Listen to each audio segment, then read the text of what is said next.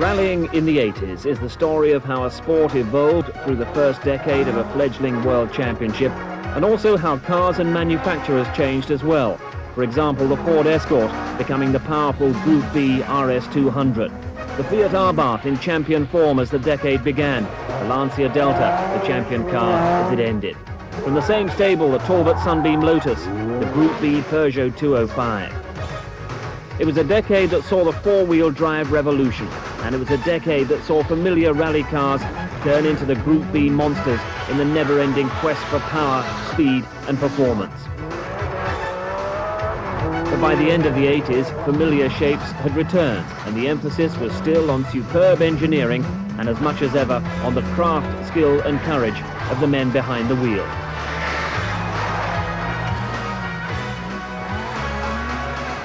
Rallying, and the World Championship in particular, is the supreme test of technology and driving talent, taking place as it does on such a wide range of surfaces and in so many different climates.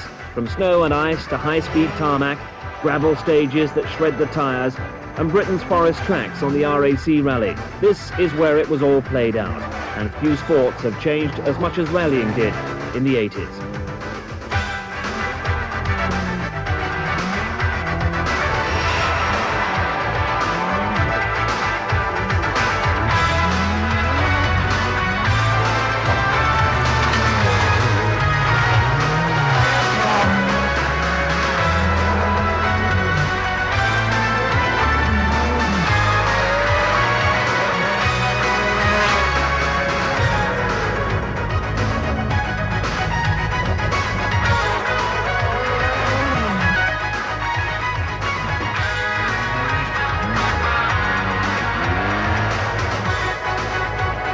And this is where the action began, the 1980 Monte Carlo Rally, starting off the second year of the new World Rally Championship. Fiat and team boss Daniel Ordetto were looking confident, even though the 131R Bath appeared to be near the end of its competitive life. However, in Walter Röhrl, the former European champion, they had a driver of undoubted world class. In previous seasons with the car, he'd helped Fiat to 2 manufacturers' titles, and in a limited season in 1979, he'd done enough to earn himself 9th place in the World Championship, helped in no small degree by a 2nd place on the San Remo.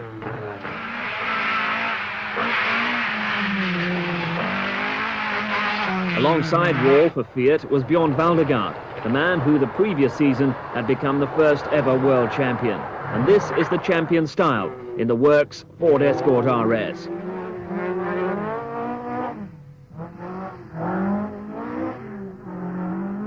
But for 1980, Ford had retired from rallying to concentrate on developing a new car. The world champion didn't seem too downcast at the switch from Ford to Fiat. I'm in a quite good team actually, with a lot of experience, and we have done a lot of practice. So I feel confident. We try to do our best. We know that Stratos and Porsche are favorite. They start with the favors, but we try our best. Porsche had a very relevant presence in the sport through previous seasons and had proved especially effective on the Monte Carlo. But not in 1980, as Hannu Mikkola, World Championship runner-up in the previous season, but now another refugee from Ford, went out of the Monte Carlo as the 911 suffered drive shaft failure. Can I have a look at the tire? So the contest came down to Lancia against Fiat, and Bernard Darniche in the Stratus had to settle for 2nd, as Walter Röhrl and Christian Geisdorfer took the victory in what was no longer Runa D, an outdated car. A victory for Röhrl that laid the foundation for a World Championship winning season. For Fiat, a season that would end with them as champion manufacturers. Datsun were runners-up in the championship with the 160J. In seasons to come, there'd be the Datsun Violet, in which top drivers like Timo Salonen would come to prominence.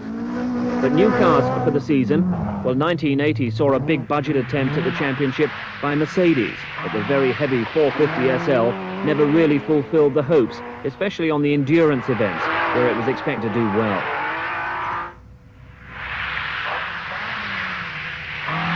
The car was also involved in this incident that suggested that spectator safety was going to be a big issue in the 80s. Fortunately, there were no serious injuries here.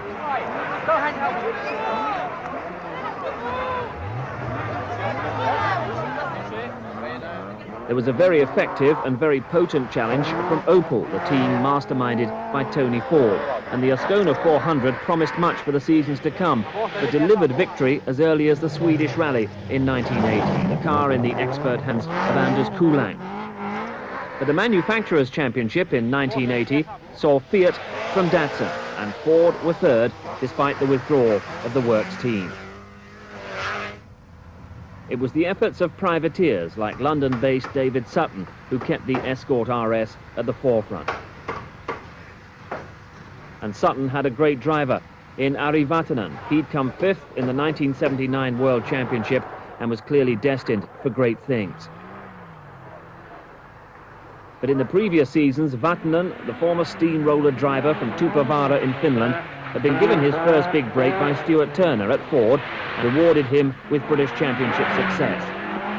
In 1980, he paid back David Sutton in the same way, a British Championship based on consistent results. He's had 8 second places, and we think that it's reliability and consistency that win championships, so we're very satisfied with his results indeed. In fact, this has got to be one of your best ever seasons. It's the best year we've ever had in the history of the company, yes. And with the help of Vatanen, they'd improve on it very soon, especially with Vatanen apparently trying to reform from the flat-out, risk-everything style of his youth.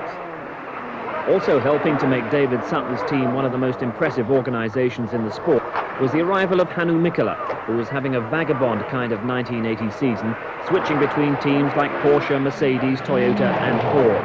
But the sight of Mikkola and Vatanen flat out in the British forest was a compelling one, and Vatanen and Sutton were clearly forming a productive partnership. He's very fussy about the position of his seat because he's very tall and very slim. He's very fussy about the position of the pedals because he's got long legs. And he's very particular about the position of his steering wheel because on some steering wheels his legs in fact do cut behind the steering wheel.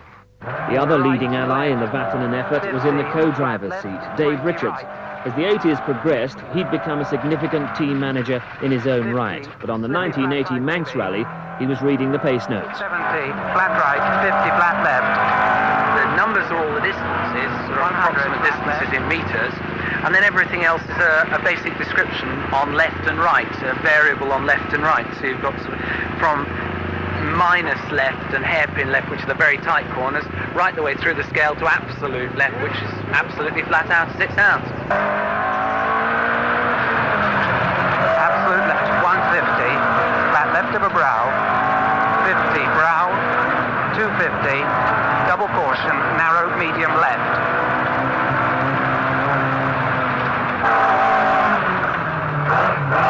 120, left, right. When you have a professional co-driver, he's not on your way of winning. But if you have a bad co-driver, he can make mistakes and jeopardize good drivers' chances. And this is the kind of mistake that's always going to be the co-driver's fault. Ari Vatanen with Dave Richards, British champions 1980, and a lot of people's choice for the world title in 1981. Hannu Mikkola, winner of 4 World Championship rallies in 1979, was also on the verge of a breakthrough that went by the name of the Audi Quattro. But in 1980, he was finding the champagne a little hard to come by. And it's not the first time Hannu's done this. I mean, he doesn't know what to do with bottles of champagne. Come on, Hannu! There we go! No! But at the end of 1980, another young Finn was making an impression. Talbot arrived at the Lombard RAC rally as outsiders, but with Henry Toivonen at the wheel, they emerged as winners. Toivonen was still with Talbot as the Monte Carlo rally signalled the start of the 1981 season. Toivonen wouldn't upset the form book this time, though.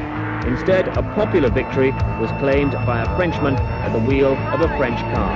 A first World Championship success for Jean Regnotti in the Renault 5 Turbo.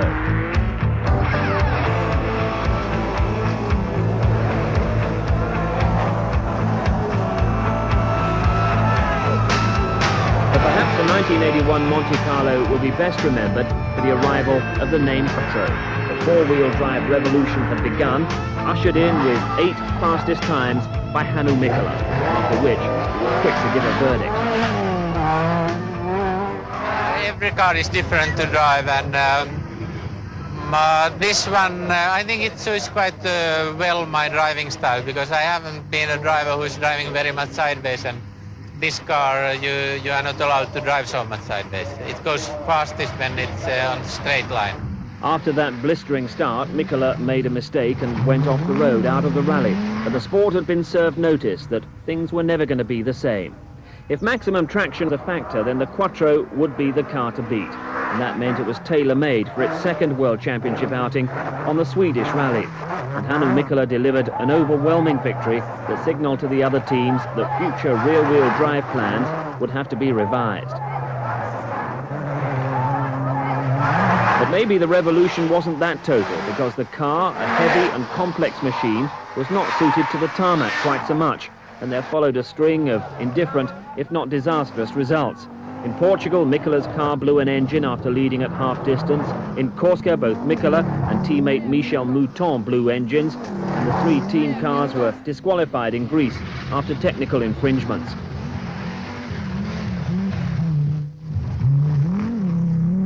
It was small wonder that Mikkola was looking frustrated, because this was the perfect opportunity for four-wheel drive to make an impression on the world scene, with Ford and Fiat, the big names of the late 70s, having withdrawn from competition for the time being.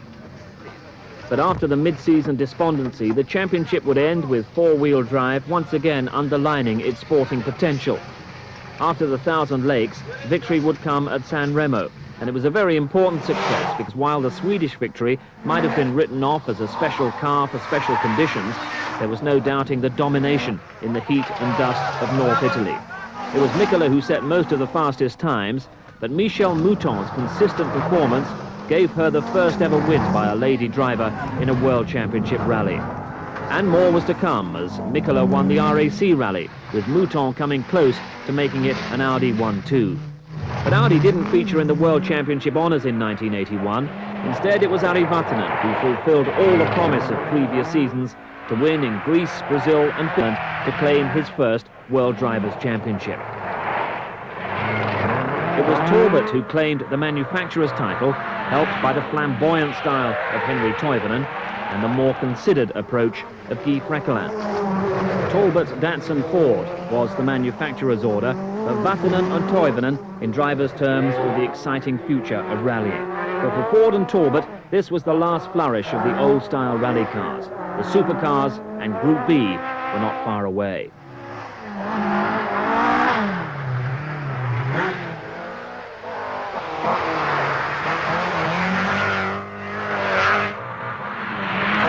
The sport was attracting worldwide exposure, and new horizons were opening up. The Safari Rally produced a final flourish for Datsun. But elsewhere, the cameras were being trained on the future, and that meant the new technological opportunities being opened up by four-wheel drive. The breakthrough hadn't been easy for Audi, and there were early pressures and tensions within what had to be a very sophisticated team. Roland Gumpert was brought in to mastermind the operation, but a key personality was always going to be its star driver. Hannu Mikkola had signed his exclusive Audi contract in November 1980, and his input into the development of the car was crucial. First I complain, and then they think in the factory, using all the resources, how they can make the car better. And when they have made it, then they ask me to drive, and I tell them if I like it or not. That's the way how it works. When you are doing this decision, of course it's quite a big responsibility to feel that it's going the right direction. We are part of the development work, so we are getting all the help from factory what they can give, and this kind of factory can give really lot of knowledge and lot of engineers and thinking, so it's we are getting a lot of benefit out of it. I think they are getting quite a lot of benefit out of it, because they can also test the new ideas on our car.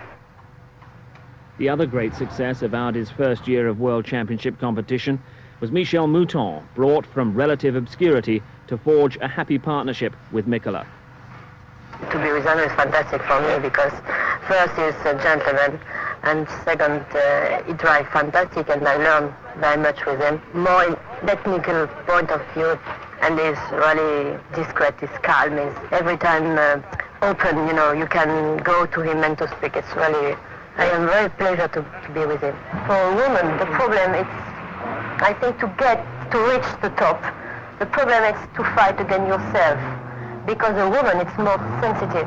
And this, at the top, you have to forget. So you have to fight.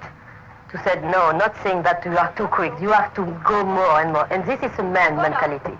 And sometimes I have the feeling that I get this man mentality. At the beginning of her driving with Quattro, I was trying to teach her what I knew about the car and how to drive it, so she was sitting with me and I was showing it. Suddenly I noticed that she can do it. La troisième et la seconde? Oui. La quatrième est parfaite là. La première, bon ça va. Mais la seconde, il faut trop forcer pour venir et la troisième, elle rentre pas bien. For 1982, the partnership was joined by Stig Blomqvist, who campaigned at Quattro in the Swedish National Championship. And he promptly won the Swedish rally, but only after Mouton and Mikkola had collided in a snowbank when an Audi 123 looked likely. Consolation for Michel Mouton came with victory in Portugal, fending off the challenge of Walter Rall, who was leading the Drivers' Championship after his victory on the Monte Carlo. And on the Acropolis rally, it was Mouton beating the Opel of Rall once again. Yet another celebration for the French driver with co-driver Fabrizio Pons, and more was to follow for Audi, with Mikkola winning the 1,000 Lakes. Following that came success for Stig Blomqvist on the San Remo, Stig responding in spirited fashion after having to obey team orders and follow Mikkola home in Finland. It was all helping to close the gap on Opel in the Manufacturers' Championship. And for Opel, falling off the start ramp in Sweden was not a great way for Walter Rall to follow up his Monte Carlo victory. Rall was driving the Swedish rally for the first time, and in following Blomqvist and Vatanen home in third place, he'd given team boss Tony Fall an insight into the enigmatic style of the former world champion. Walter was using a great deal of understeer. From my days, I remember that if you were in that attitude, if the corner tightened, it put you in a very difficult spot to actually get the car around it. It's the first time I've had a chance to watch Walter's style, and although it's very fast, it must be very brave to be able to do that all the way. Creates some exceptionally good times, and the car stays very stable. You must have intensively quick reactions to be able to switch the car from an understeering situation into an oversteering situation in the middle of a corner. Rall's consistency throughout the season took him to his second world title. By the time he'd clinched things on the Ivory Coast, he'd signed a 1983 contract with Lancia, and so was a last-minute absentee from the RAC. Where's Walter? I should think he's on his way back to Germany now. And what's the reason for that? I don't think he really had his heart in this event, and we felt it better that it would be somebody that was a bit more hungry, could give us a better result. So you just made the decision to sack Walter Rall this morning before starting the rally? Sack him, we just suggested it might be better for everybody concerned if he went back. I just get 1 hour before the information from my chief that I'm free, I can go home, and I think what's maybe also sure, if you are already a world champion, you are not motivated like you fight for a world champion, and my team is afraid that maybe I am not enough motivated and it's better to send me home, and of course I respect it and I'm very happy about this one. It had been a frustrating year for Hannu Mikkola, but a dominant win on the RAC was consolation, and at the last round Audi were able to take manufacturer's title from Opel. But once again the story was moving on, and it moved on in the shape of Group B, the new category that allowed manufacturers to design purpose-built rally cars with only 200 road-legal versions needing to be produced. The Lancia Rally was one of the first genuine examples, and in 1983 it would be driven by Walter Rall. And I have done it last year and I will do it this year. And after this race I will see how it's working. But for the first one anyway, you have to go flat out. Alongside the world champion, Marco Allen, who had driven the car first in World Championship action in Corsica in 1982, and he'd taken it to 4th place in that year's RAC rally. But this promised to be a battle royal between Lancia and Audi, two manufacturers totally committed to the sport and victory in the sport. The opening round on the snow-free Monte Carlo rally belonged emphatically to Lancia and to Walter Röhrl, driving, as he promised, flat out. The world champion was in devastating form. Marco Alén, with his greater experience of the car, was almost 5 minutes behind, but still completing a Lancia 1-2. The best for Audi and the A1 Quattro was Stig Blomqvist on his first Monte Carlo, third place ahead of Hannu Mikkola, and no team orders. On to Sweden for what was now the only genuine winter rally. No Lancias and an event tailor-made for Audi. And after the embarrassment of the previous year, no mistakes from Hannu Mikkola, no mistakes from Michel Mouton. Remember, they collided 12 months earlier. Mouton was fourth, but victory for Mikkola, ahead of Blomqvist, who was debuting the Group A Audi 80. Portugal was always going to be a tougher prospect. Audi against Lancia once again. And Audi 1-2, Mikkola from Mouton, with Röhrl in third, and this was the modern breed of rally cars at their very best.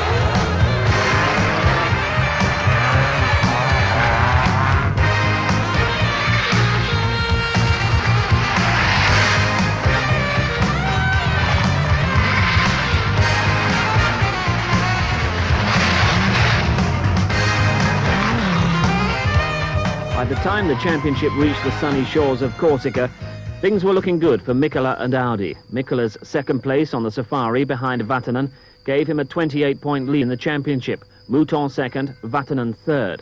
Audi was 16 points ahead of Lancia in the Constructors' Championship, Lancia third behind Opel. For Corsica, Audi had the new Evolution A2 Quattro, which represented a significant weight saving.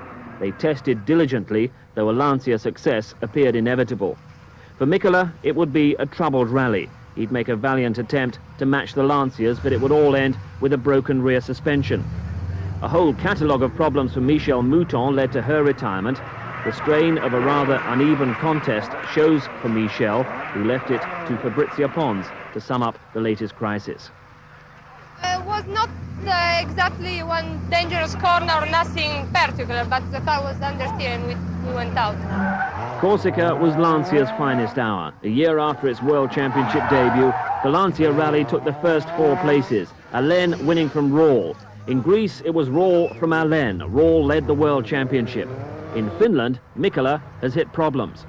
The engine took fire and it has been problems since, and now we are changing this, what they call gallery.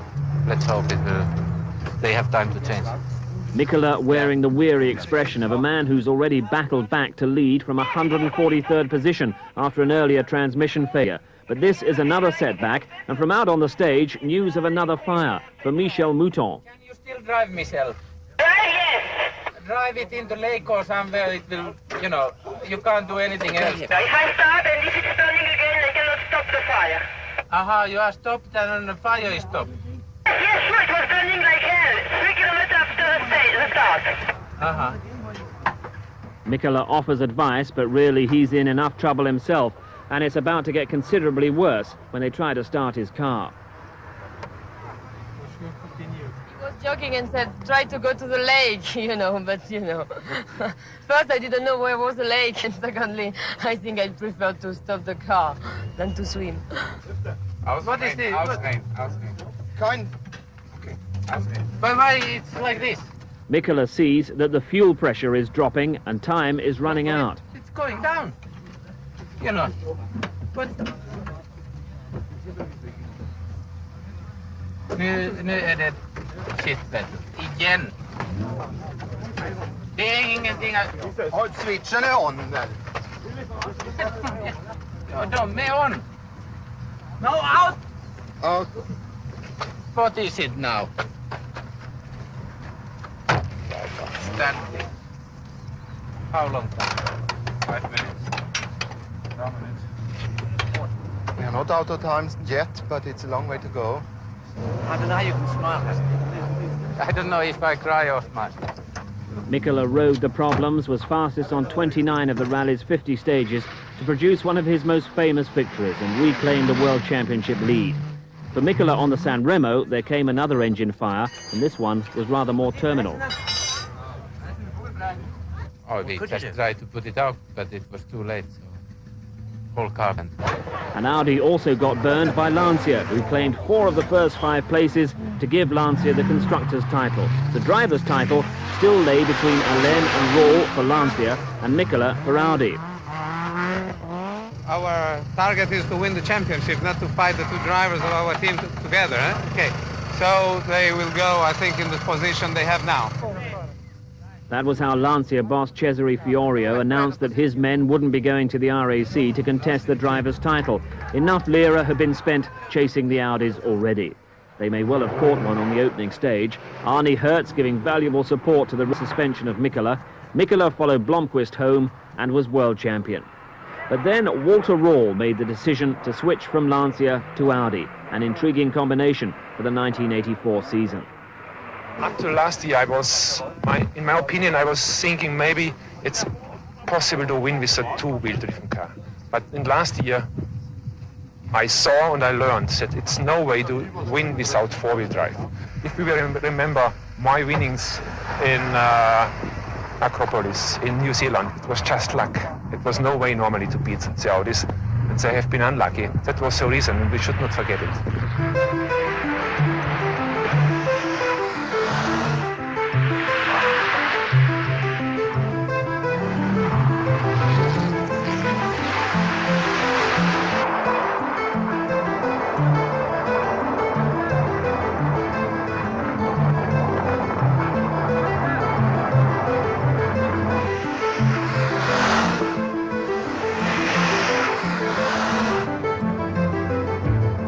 This morning, first time I was left foot braking, I always said, I can't believe that it's necessary to make left foot braking, but now I understand it's really necessary, otherwise it doesn't turn. And of course, if you are only 15 years have used the left foot for the clutch, you have not so really sensitive feeling for braking. That's the reason which I have to learn. Rall plus Mikola plus 4-wheel drive. Lancia knew that the odds were stacked against them as they entered the 1984 season with the powerful but 2-wheel drive Lancia Rally. However, there was an optimistic feel about their pre-season get-together in the snow. Alain would be supported by Jean-Claude Androuet and Attilio Bettiger.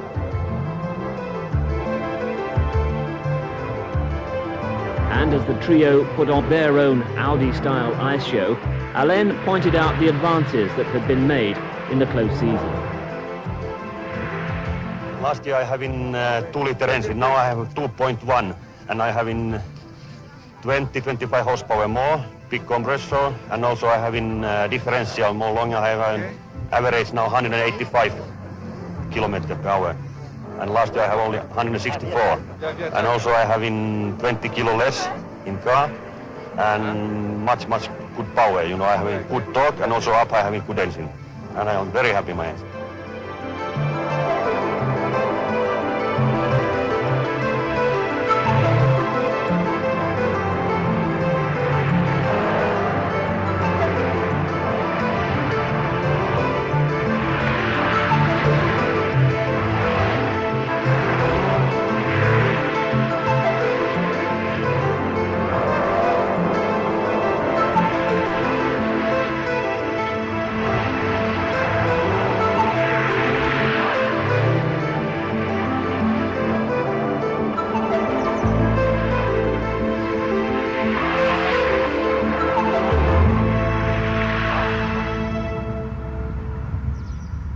It was going to be a snowy Monte Carlo to start the season, certainly favouring Audi, and also surely a great help to their Scandinavians Stig Blomqvist and Hannu Mikola.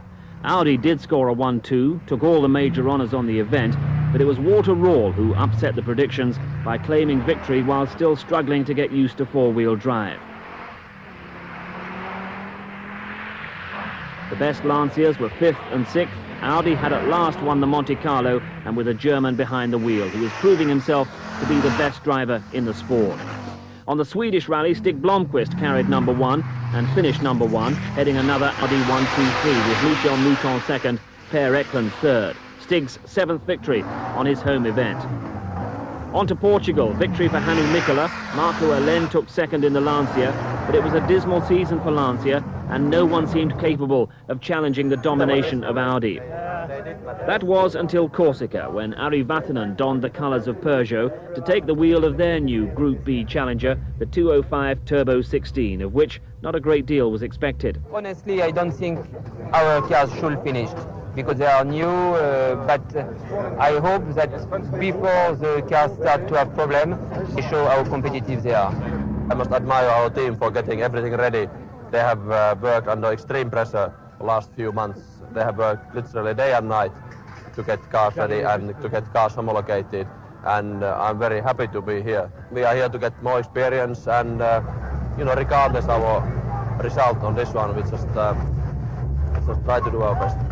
And Ari's best was quite sensational. The previous season it seemed that the immensely talented Vatanen had gone off the boil, but the four-wheel drive supercar seemed to spark new life into the Finn. After 8 stages, Vatanen was ahead. At one point his teammate Jean-Pierre Nicolas was second.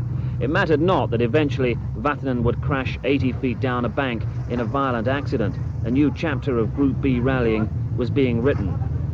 350 horsepower, the Peugeot 205 Turbo 16 would be a World Championship winner before long.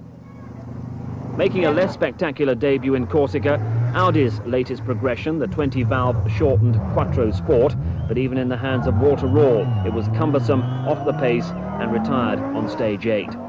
Despite Peugeot capturing the headlines, it was Lancia's rally. Mickey Biasion marked himself down as a driver to watch by taking second place behind his teammate Marco Alen. But it was to be the Italians' only success of the season. Stig Blomqvist added wins in Greece, New Zealand, Argentina and the Ivory Coast to his victory in Sweden, and he was crowned world champion with the highest total of wins in one season. Audi took the manufacturer's title, but Peugeot dominated the latter part of the season, Vatanen winning the Thousand Lakes, the San Remo and the RAC in a style that suggested the golden years were over for Audi. Waiting in the wings also for 85 was Lancia's new four-wheel drive challenger, but at the end of 84, Peugeot were the class of the field. Another Group B car making an impression during 1984, the Toyota Celica Turbo, and emergent Juha Kankkunen took it to 5th place on the Thousand Lakes. Per Eklund got a top 3 place on the RAC, but the highlight for Toyota was the victory for Bjorn Valdegaard in their first attempt on the Safari Rally. Valdegaard fought off the challenge of Lancia and Audi to win the fastest ever East African event with the Opel Manta of Rauno Aaltonen second. An Opel who had moved from the Ascona to the Group B Man 400 was strong on presentation but short on results, at least as far as the World Championship was concerned. But its development was in safe hands, campaigned as it had been by Henri Toivonen and Ari Vatanen through 1983, albeit with only modest success.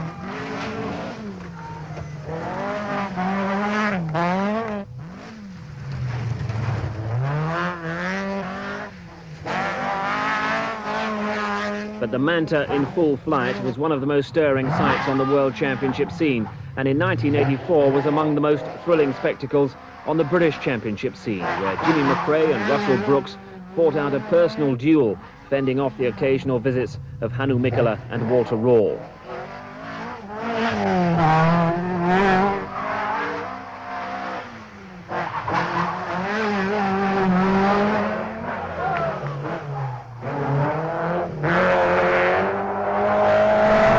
This is Russell Brooks, fully committed on the Manx Rally, but the RAC was the highlight for him and for Opel. Brooks took 5th on the World Championship round, Jimmy McRae 7th, and Bertie Fisher 9th. So on the World Championship scene were Nissan with the sometimes unwieldy 240 RS, campaigned valiantly for 2 years by Timo Salonen. In 1984, Salonen produced a string of top 10 finishes, including 7th on the Safari, 6th in Greece and 4th in New Zealand. The year finished with Salonen taking 6th place on the RAC to finish 9th equal in the World Championship.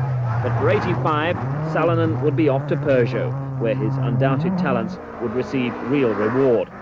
Others to campaign the Nissan with less success than Salonen included Shekhar Mehta and one of Britain's most popular rallying personalities, Tony Pond. Pond had been a presence on world events since the mid-70s. 1983 in Corsica, he was overcoming the odd problem to bring the Nissan home in 7th. At the end of the 1984 season, Pond could be seen campaigning a Rover Vitesse in the British Championship, his flamboyant style very much in evidence.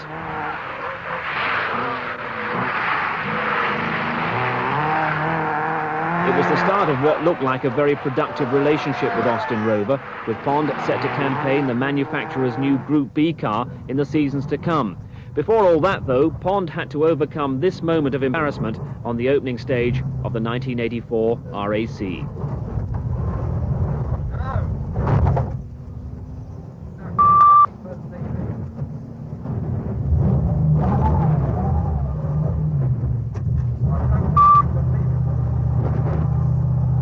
Let's get out and have a look. The number plate summed up the mood, and it was an incident that took Pond and his co-driver Rob Arthur quite some time to live down, coming as it did on a rather innocuous spectator stage prior to the serious action. You can see the force of the impact from the driver's helmet there, but the car took the worst of it.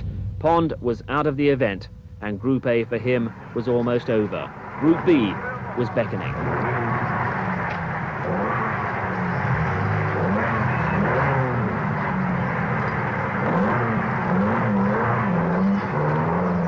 Group B for Pond came in the form of the MG Metro 6R4, ARG's new Group B car that Pond had been testing and running in some of the national rallies in 1984.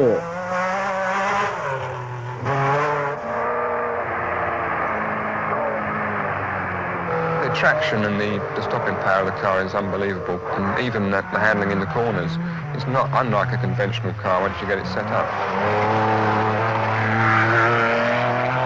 Everybody's got the traction, everybody's got relatively good brakes for four-wheel drive, but I think we're better in the braking department, and we're certainly much better in the handling department. It all represented a major effort by Austin Rover, and with Ford also developing the RS200, Britain were apparently going to be well represented in the new age of World Championship rallying.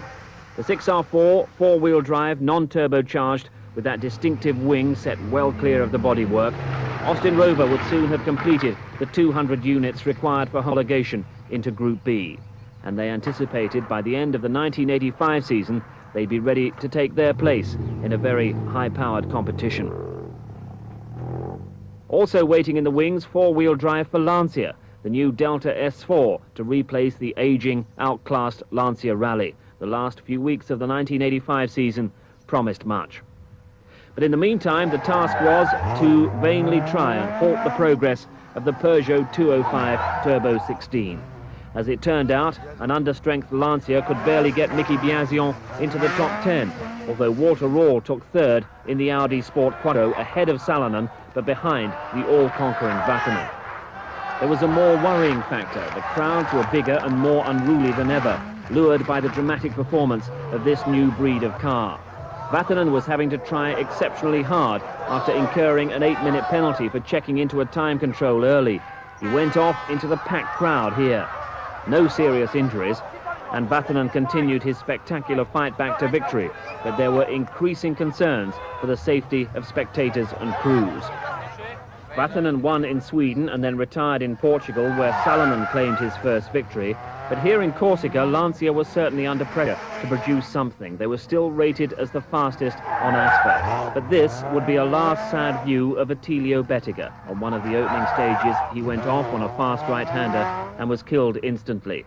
Bettiger had been seriously injured in a crash on Corsica in 1982. But now the 32-year-old, one of the true gentlemen of the sport, was dead. Great tragedy and a great driver. He was less of the superstar type, which I liked actually, than some of the drivers. Seemed very genuine chap and a very popular driver. The debate began whether the accident was the fault of the almost Formula One level of power that the cars had, or whether it was just a rallying accident. Most felt the latter, but not many were confident about the safety of the sport. Through it all, Ari Vatanen appeared to be the Group B driver supreme, although after further wins on the Acropolis and New Zealand, Timo Salonen had taken over the leadership in the Drivers' Championship. But Ari's fight back here on the Monte Carlo remained the season's highlight so far. All the despondency felt after co-driver Terry Harriman's mistake dispelled with a quite exhilarating display of flat-out driving. All the more horrifying then when Ari himself was the victim of a violent accident in Argentina, the car cartwheeling at around 120 miles an hour.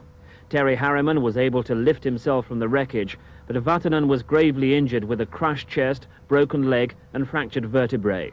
His chances of survival looked remote. If it wasn't for a helicopter, which arrived very soon and took me to a nearest hospital, I mean, because my internal bleeding was so severe, that could have been the end, or would have been. And then afterwards, in Finland, when I was operated in Finland, there were critical moments. It was a miracle that I survived, but I'm twice as happy to be here now. For the next year, it wasn't only a physical but a psychological battle that Vatanen had to win to reclaim his rightful position at the top of the sport. But there was no doubting that the presence of Peugeot's team helicopter, which had been following the car on the stage, as it always does, was a key factor in his survival. In the mid-80s, it wasn't only the cars, but everything that surrounded them that turned the World Rally Championship into a great technological exercise. The ability to service and maintain cars swiftly in comparatively remote regions turned the leading teams into armies on the march. This is the kind of backup in terms of spares and support vehicles that kept the Audi World Championship effort on course.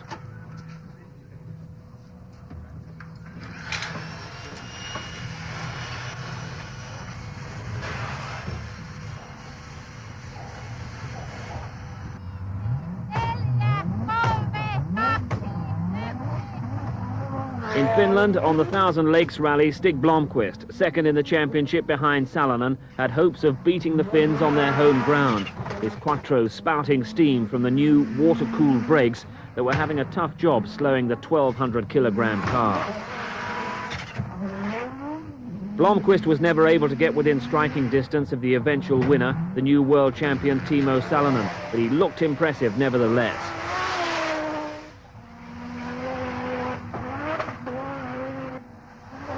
Immense speeds right through the field on the switchback stages of Finland. This is Bjorn Valdegaard in the Toyota Celica GT, 7th here on the Thousand Lakes, but Valdegaard had a pretty good season with 2 second places that left him 7th overall in the World Championship.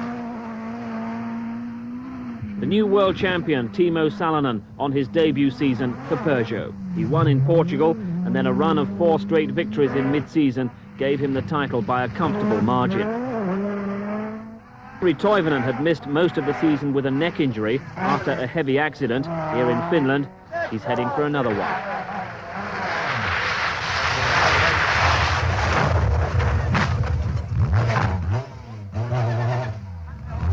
A classic rally accident, steering hard over, wheels locked up and heading straight on. Just look at the effort it requires to get Toivonen and co-driver Juha Pirinen back on the stage. And bear in mind that at the end of all this, they still managed to finish 4th.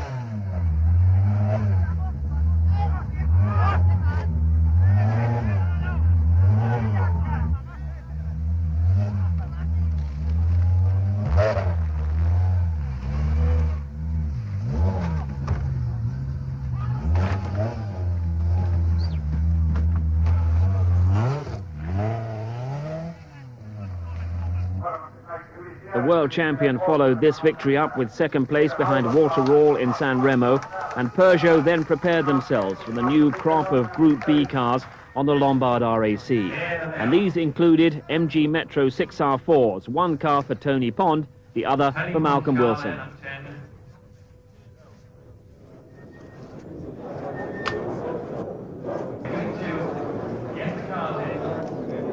Cars delivering 420 horsepower from engines bred for rallying. And the event would attract national interest as never before, as Pond took his car into 3rd place, mixing it for Britain with the best opposition in the world.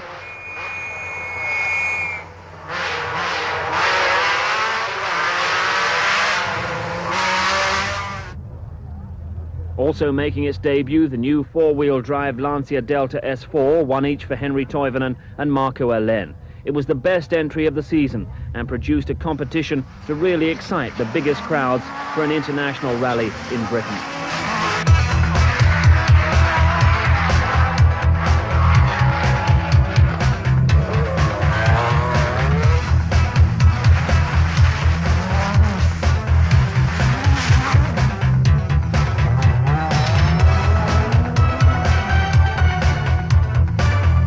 Turn right.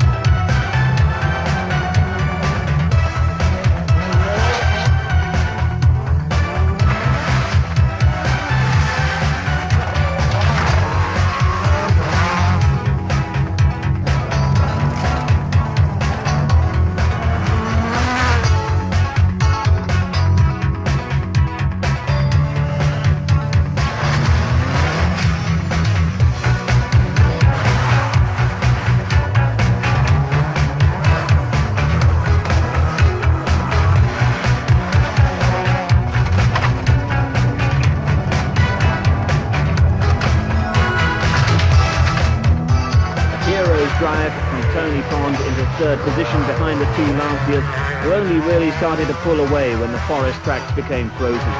The three Peugeots all went out. Toivonen never stopped attacking, never stopped taking risks. The second victory on the event for the Finn, who now seemed to have the sport at his feet. And no one was surprised when Toivonen started off the 1986 season with a victory on the Monte Carlo that matched the success of his father 20 years earlier. The manner of it was a little surprising, with Toivonen having a collision with a spectator's car when leaving a stage, and considerable effort was required by the Lancia mechanics to keep Toivonen's hopes alive. Peugeot and Austin Rover left Monaco rather demoralised.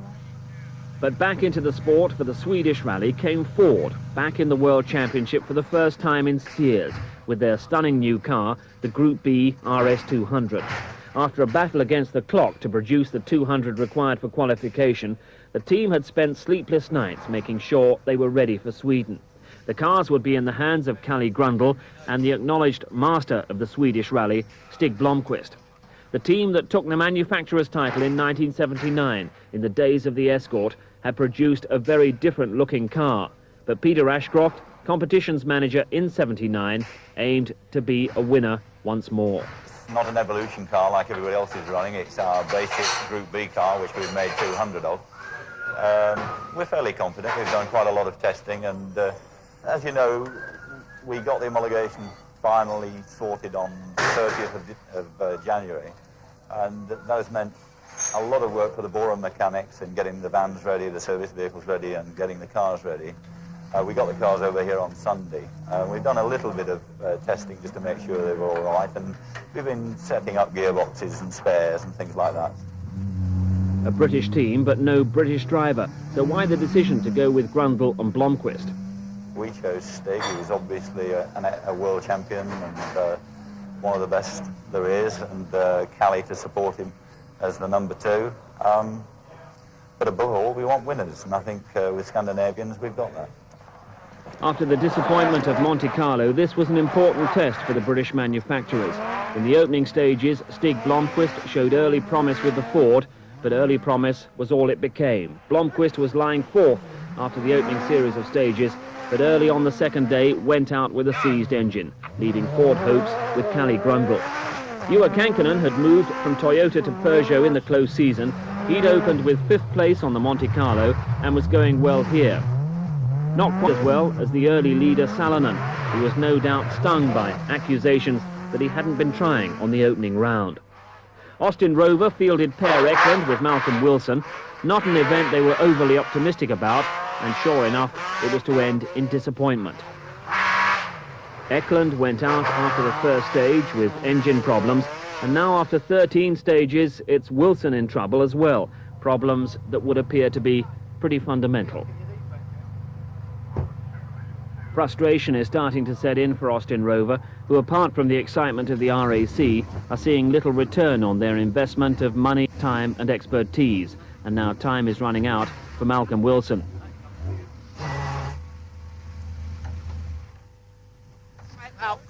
Come here, Malcolm.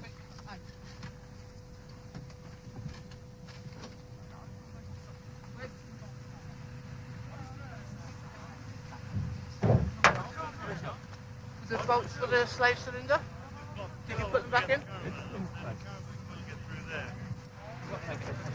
We're going to have to go, lads. Yeah, right, yeah.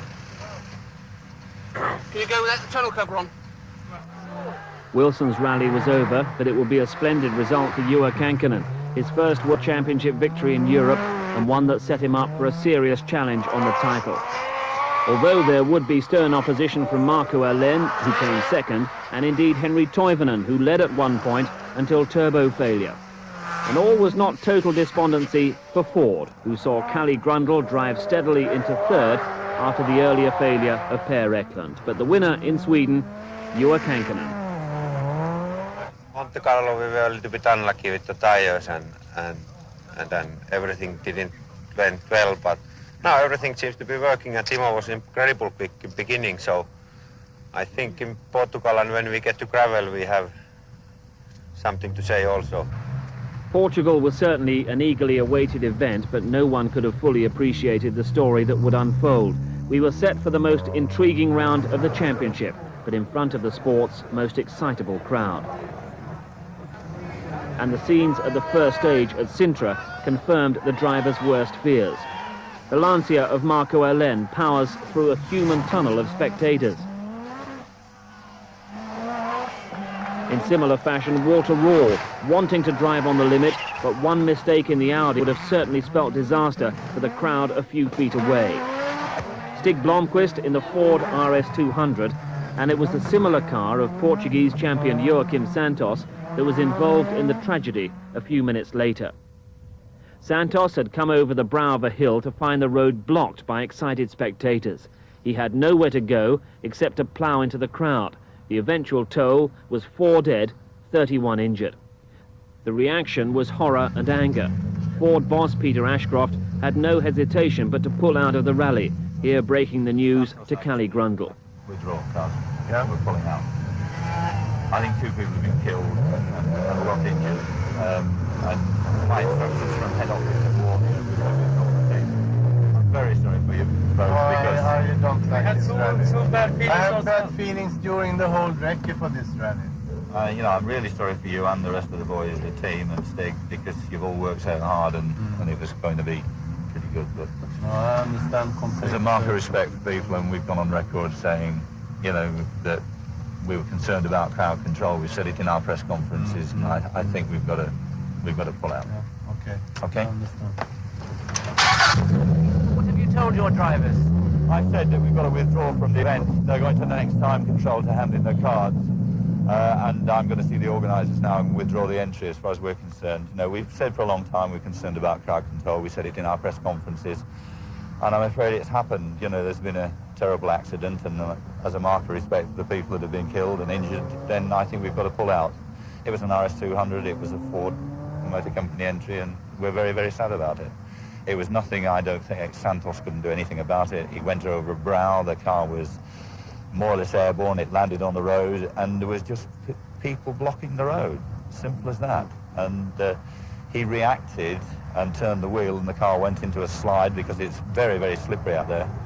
And he took about 20 or 30 people off. Now, exactly what the injuries and condition of that is, I don't know until we get an official answer from the organisers.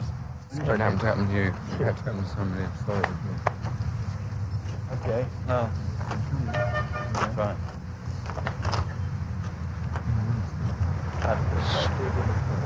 What's your opinion they should do? Mate, we can't. I am not prepared to go on as a driver, irrespective. No way. Whatever. What are you going to do then? You're going to tell the Going organisers? into that control, and that's where I'm stopping. I've got my own conscience. I'm not prepared to drive between people at 120 mile an hour. Just no way. Was it worse than you ever remember when you were here before? No, it's always been bad. You could have done the same damage with any car, but the cars are 400 horsepower plus. And the margin of error. You make a tiny error, you're killing people. I just can't see the logic of it. Tony Pond determined to pull out. Malcolm Wilson in the other MG Metro 6R4 felt the same. My car stepped out of line slightly, a full sort of four-wheel drift, and the spectators must have been this far off the rear end of the car. they were just all moving back. The whole crowd was moving back, and I mean the car's going towards them. I mean another 5 mile an hour more, you know, and I would have been in them. I mean it's crazy, and I mean I don't want to continue because I mean, well, to live with that for the rest of your life. Marco Elen in the Lancia, another angry man. You think the organisers will be forced to listen to you and cancel them? I'm not going. No, you're not going. Anyway. Maybe I am only Lancia, but anyway, I'm not going. I think a lot of the drivers agree with you. They're not going to go. I don't know, but I say absolutely no way. You know, that says you're having too small road here and too many spectators. That means, you know, in north you're having large road, but you're coming much more fast. But anyway, at night time, and we will see. But since around this stage, absolutely, I'm not going. I sympathise with you. Thank you. The top teams all pulled out. The future of the Portuguese rally was in serious doubt, but most importantly, the crowd problems in the sport had to be tackled immediately. Then another tragic blow for world rallying. In Corsica, the death of Henri Toivonen with co-driver Sergio Cresto. The sport's most exciting driver perished instantly when his car flew off the road and exploded. The loss of Toivonen and Cresto would force the governing body to act not only on crowd control, but Group B as well. It was really terrible news, you know, I have known Henry from when he was kid. So you know, 5 years old. You know, so it's very hard to believe it has happened. This time, I think he was the fastest driver around. You know, winning RAC Monte Carlo, and everything was just open for him, and you know, it's a really terrible thing. It's been a sad start to the season all round with stories like really the debate is going on in the papers about exactly where the sport is going. What is your view about the power of the cars and the kind of events that we see them competing in? Yeah, it's two problems. You know, the first one is the spectators, and we have been extremely lucky not to have any big problems and accidents before. They have been really, you know, on the cards all the time. And now it looks like we are getting nearly every rally something. And of course, then driver's point of view, cars are very, very fast now. And of course, your reaction time is much less what you used to have. And every bend is, you know, you have to brake and decide the speed. So it makes it much more difficult, you know. And if I think, you know, I have been driving maybe already 23 years, so we used to have a good races even 15 years ago. What is the answer, though? Do you think there is a crisis facing the sport at the moment? When rallying has become so important, like it is now, publicity and all the factories, of course, are trying to do their best. And when the factories are putting money and all the knowledge what they have got, it's just one way to go, and that's forward. And so you have to be very careful when you make the regulations, because normally people tend to go around those. So it has to be simple regulation how to reduce the speed. FISA acted with speed and authority, declaring that the 1987 championship would be for Group A cars. The Group B supercars were effectively banned after 1986, but Audi made their own decision and decided to withdraw from the sport immediately. For Lancia, it was a task of rebuilding the season that had begun so well. In Argentina, they bounced back with a 1-2 result, Biasion and Allen. Cali Grundle was a recruit to the team for the Thousand Lakes. Team boss Cesare Fiorio knew that Lancia was still in range of Peugeot in the Constructors' Championship. Allen could still catch Kankkunen in the Drivers' Championship. We have started this championship in a fantastic way by winning, well, before RAC last year, and then Monte Carlo, and doing very well in Sweden, in Safari and Portugal. But then, unfortunately, we had this bad accident in Corsica. And therefore, our championship now is all uphill, you know, always difficult to get. And we are trying to win this one to obtain the possibility to continue up in Sanremo and RAC. There was still a Toivonen in the fray. Henry's brother Harry Toivonen joined the ranks of Austin Rover. Lancia against Peugeot against the 6R4. The last days of Group B were going to be quite a spectacle on the Thousand Lakes and San Remo.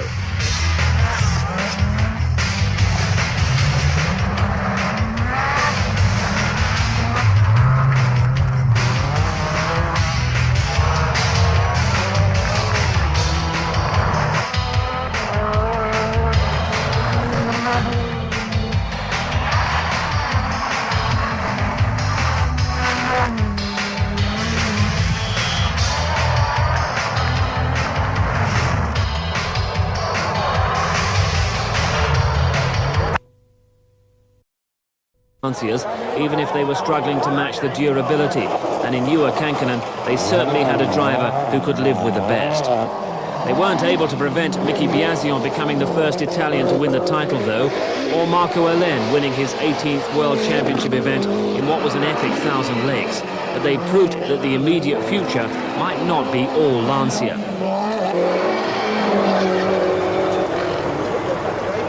This heightened sense of competition was also lifting the speed and spectacle of World Championship rallying, and it was once again heightening the danger as well.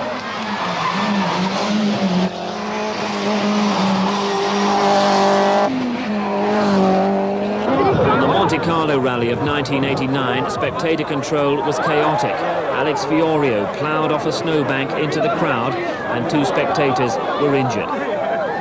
It seemed that the sport was back to the bad old days of 2 years ago in this respect, and it was hard on a young driver who was struggling to get to grips with the automatic clutch on the Integrale.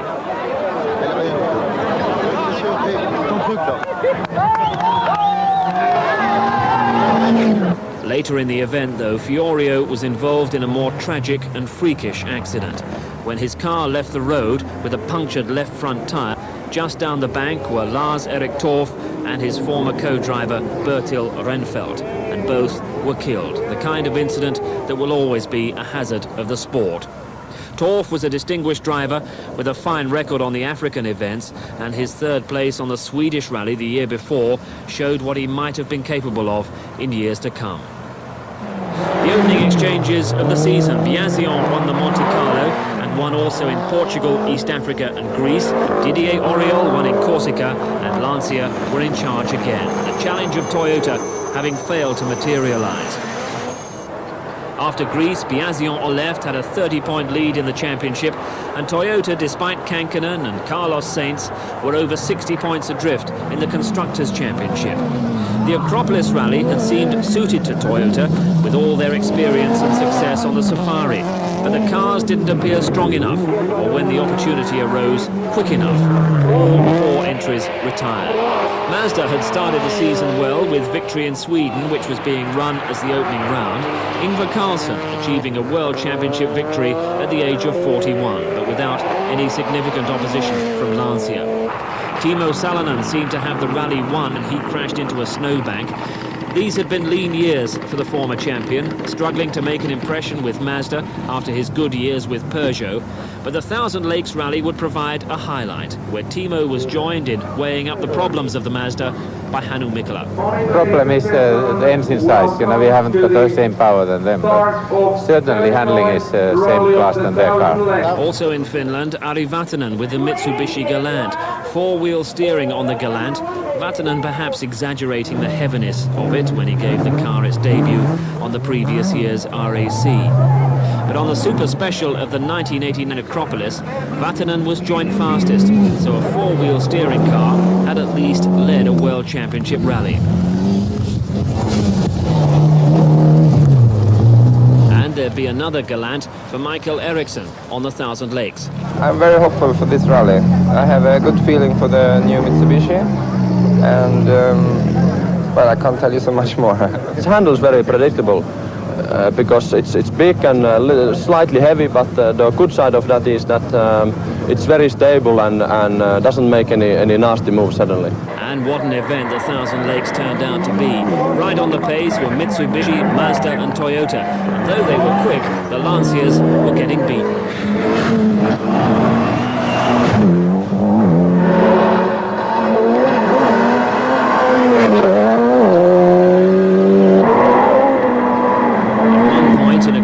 There was the unprecedented sight of Carlos Sainz leading the Thousand Lakes, a Spaniard winning in Finland.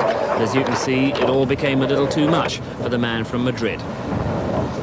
I missed the bend, too fast. And it was all too much for Lancia as well. Didier Auriol went out with accident damage, Marco Alén went out with a blown head gasket, and even the world champion Miki Biasion wasn't in the mood for things and never came to terms with the particular demands of the Finnish forests.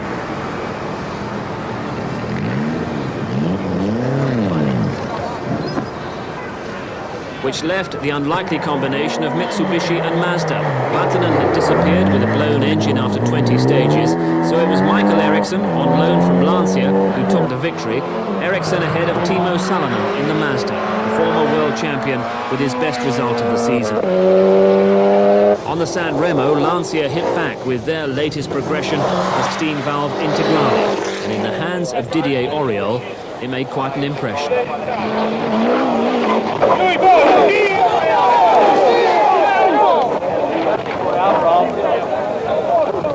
Auriol and co-driver Bernard Ocelli surprisingly unscathed. But proof that the sport was once again up to Group B speed and performance, and this was a Group B kind of accident, thankfully without the sad consequences of previous years. Auriol had been leading the event at the time. Clearly there's been an advance in roll cage protection for the crew, and it was much needed. All it took was a deceptive bump to throw the car offline, and the driver loses all control. Auriol emerged from it a shaken but wiser man. Yeah, you arrive flat, you remove, and no, it's not a crash. But okay, it's mistake, yeah. But never I have think that I can do that here, because on practice it's all right, and it's all right. Up ahead in the rally, better things for Lancia, as a storming drive from Mickey Biasion makes his World Championship title safe. With the job done for both constructors and drivers, Lancia declined to contest the last World Championship rally of the decade, the 1989 RAC. So Toyota were the favourites, and each of their 4 cars led at one time. But just like on the Thousand Lakes, Mitsubishi were putting up stern opposition. Ari Vatanen in one car, Pentti Ricola in the other. Ari Vatanen dropped out of contention with a roll in Grisdale. The British driver David Llewellyn was the first to lead for Toyota, the first time there'd been a Briton in front for 8 years. He remained a name to watch in the 90s. There were others who were nearing the end of their careers, Jimmy McRae there, and his old rival Russell Brooks.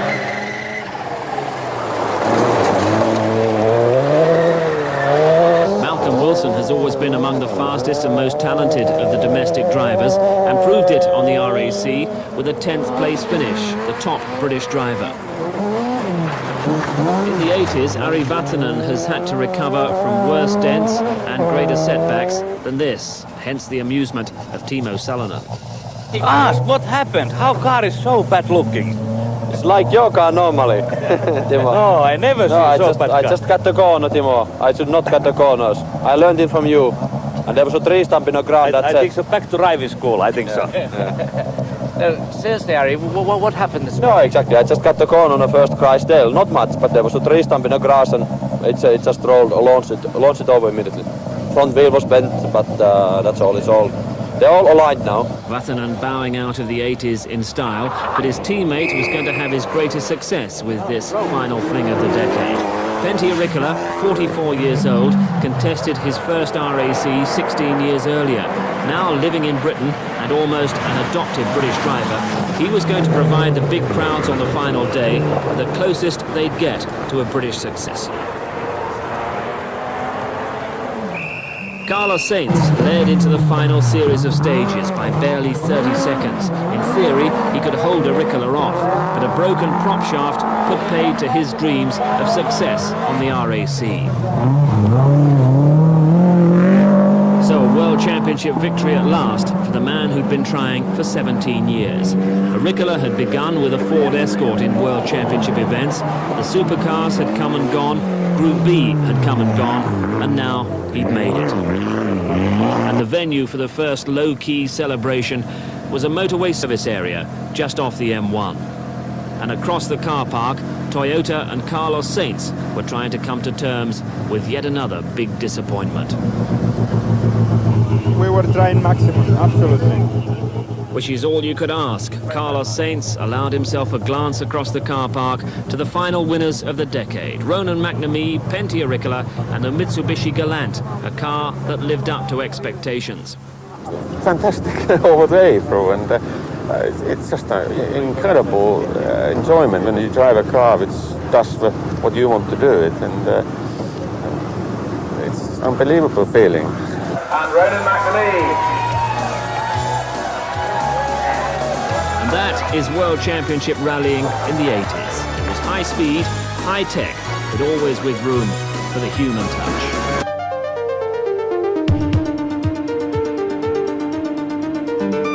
A new era dawns for one of motorsport's toughest contests, the World Rally Championship.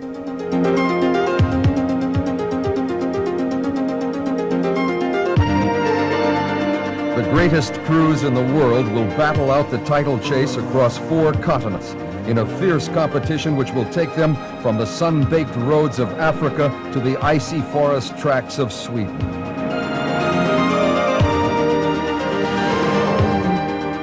Banished from the fray now are the Group B supercars. Their fragile plastic bodywork and potent 600 brake horsepower engines have been replaced by the more recognizable Group A production or touring cars. Metal bodywork will now protect the crews, and a maximum 300 brake horsepower is at their command in their quest for glory around the globe. In America, Argentina, Africa, and the slippery British forests.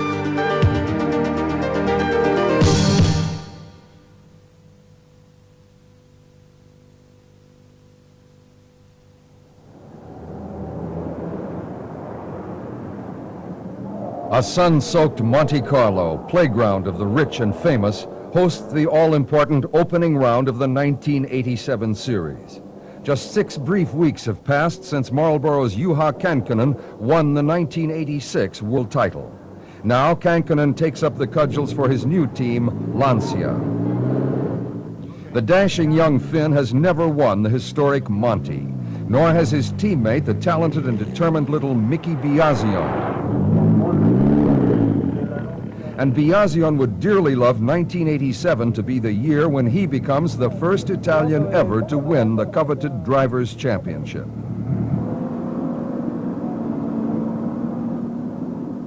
As the cars head into the snowy mountainsides, the two-wheel drive Golf GTI struggles for grip, while the ponderous Audi 200 Quattro of twice world champion Walter Röhrl is fighting hard in the wake of the leading Lancias. Ex-champion Stig Blomqvist gives chase in the four-wheel drive Ford Sierra. Marlboro's Timo Salonen has already retired, but the forgiving snows help the Mazda of teammate Ingvar Carlsson. The 1986 Group A champion Kenneth Eriksson is as spectacular as ever in the Golf, but all eyes are on Lancia, the team to beat in 1987. Newman Kankkunen listens intently to legendary team boss Cesare Fiorio, while the team's mechanics concentrate on the all-important tasks, skillfully hand-trimming the tire treads to cope with the treacherous terrain which lies ahead. And Marlboro's Mikael Eriksson warns his teammate of possible icy hazards. Kankkunen seems confident enough. It's gone quite well this morning, no problems. And now we try to change the gearbox and we will see how it goes. Röhrl's Audi cannot keep pace with the deltas of Biasion and Kankkunen. Under team orders, the two Lancia drivers head for the deciding stages. The famous Col de Torini will determine the winner.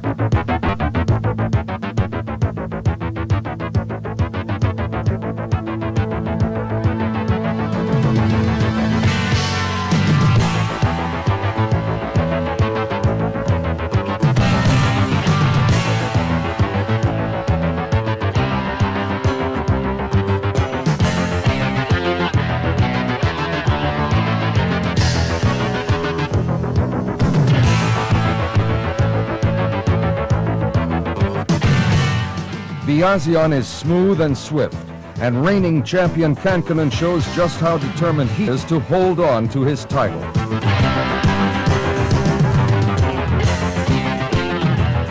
Former fighter pilot Kalle Grundle rushes on in his Ford Cosworth, but no one can make an impression on the battling Lancias, simply in a class of their own at the head of the field.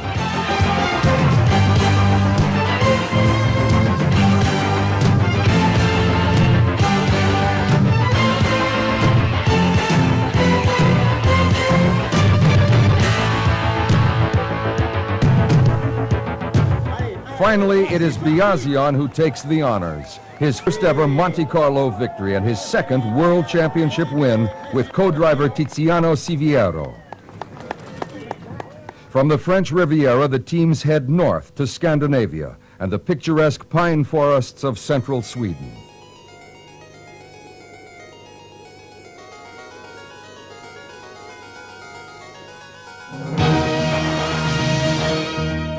Here on the snow-clad surfaces, former world champion Stig Blomqvist displays the arrays of skill and artistry which have brought him victory in his home event, a record-breaking 7 times. While co-driver Bruno Berglund calmly describes the hazards of the road ahead from his detailed notebooks, Blomqvist's mind and body are in perfect unison. The Swedish ace anticipates every demand of his powerful Ford, delicately dancing his way through the gears as his car skims over the tree-lined tracks, performing a veritable ballet on ice.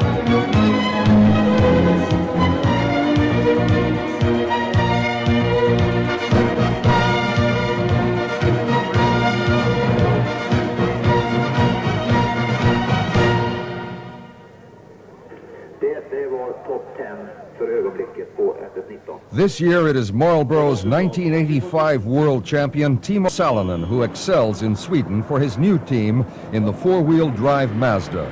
The 35-year-old Finn is in devastating form. Heavy snow severely hampers the progress of Juha Kankkonen's #1 Lancia in the early stages. Marlboro's new young Swedish signing, Mikael Eriksson, seizes his chance to lead the field at the end of the first day. Fellow Swede Kenneth Eriksson flings the two-wheel drive Golf over the snow with abandon. Ingvar Carlsson is no less anxious to impress in his Mazda 323. But the wily Salonen is determined to succeed.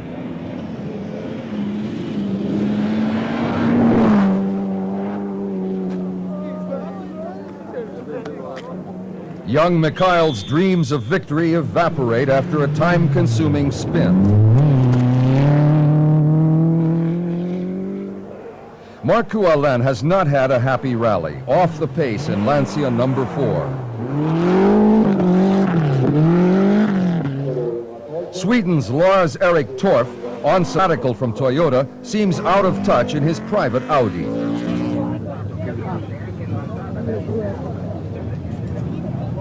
How are the stage conditions? What are they like? Very bad. Salonen takes everything in his stride.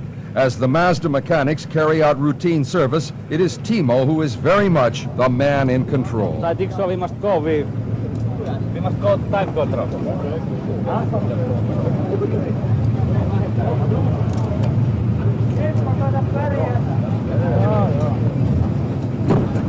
For Markku Alén, it is a different story. This has simply not been a good rally for the Big Finn. Despite engine problems, Kankkonen is now third, points which could prove crucial at the end of the year, as he well knows. Cocooned in the cockpits of their thoroughbred machines, the world's top drivers at work display their breathtaking response to the demands of Sweden's snowy challenge.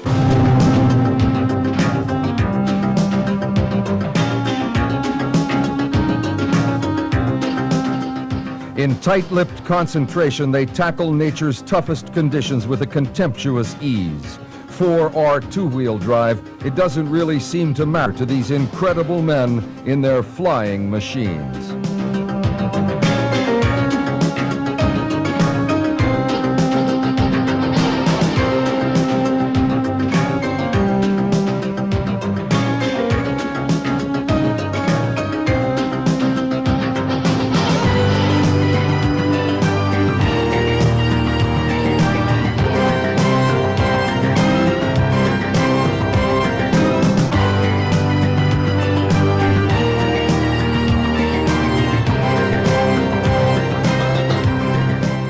Salonen and Seppo Harjanne take victory in Sweden, the first ever World Championship win for Mazda Rally Team Europe.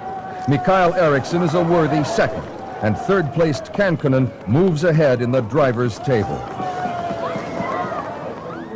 From the sub-zero temperatures of Sweden, the teams venture southwards to the magic of Kenya and the strength-sapping heat of the greatest of all African adventures, the Marlborough Safari Rally.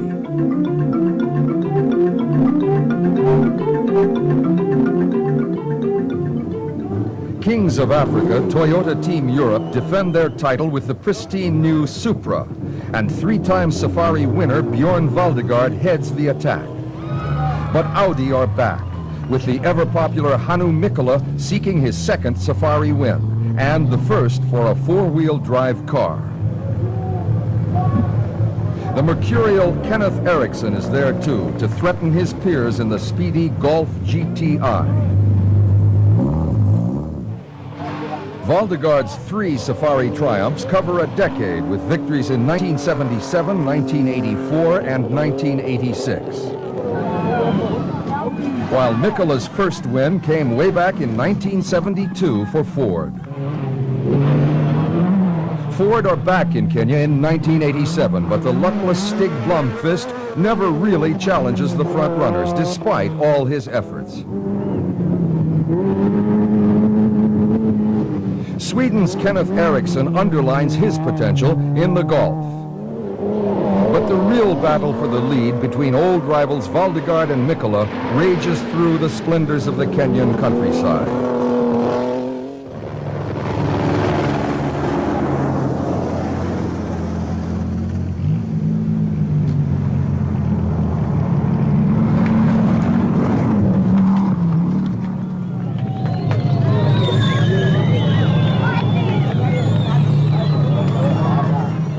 As the tension mounts, Mikkola's longtime co-driver Arne Hertz seems calm enough as the cars check into the Nakuru control.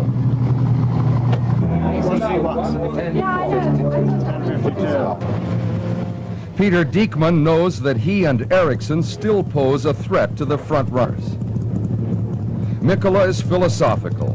You know, it's a very rough road, you know, much rougher than we are used to, and not so much time into service. Valdegaard, practical. To be on the lead now. It feels nice to be leading, but it's a long way to go.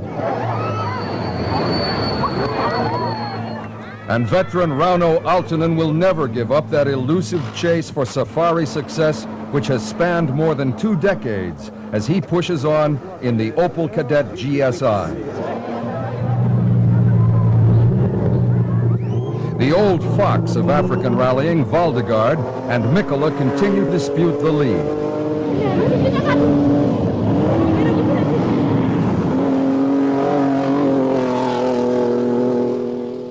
Aaltonen can only hope. Mikkola was the first European-based driver ever to win the Safari in 1972. For him, the stakes are high. Valdegaard is chasing his 4th Safari win. Eriksson believes he can win, but he is chasing 2 former world champions. Storm clouds are gathering. The torrential rainstorms of Kenya can upset the best laid plans. 4-wheel drive is certainly an advantage for the Audis.